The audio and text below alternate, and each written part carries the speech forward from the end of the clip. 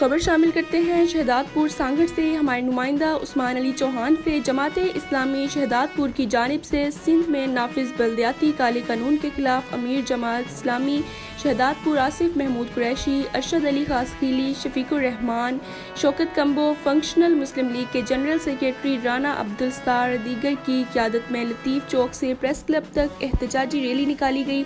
Rally से खिताब करते हुए मुकर्रिरीन ने कहा कि PPP ने शहरों के हकूक हज़म करने की एक साजिश तैयार की है जिसको किसी सूरत कामयाब नहीं होने देंगे। गुज़िश्ता 17 दिन से शदीद सर्दी में जमात इस्लामी के वर्कर्स कराची सिंध असम्बली के सामने एहतजाजी धरना दिए बैठे हैं। जब तक ये कानून ख़त्म नहीं किया जाएगा जमात इस्लामी पूरे सिंध में सरापा एहतजाज बनी रहेगी। जमात इस्लामी सिंध के लोगों को शहर शहर घर घर मोहल्ला मोहल्ला जाकर ये पैगाम दे रही है कि अब इन जालिमों को ईवानों से निकाल कर बाहर करेंगे।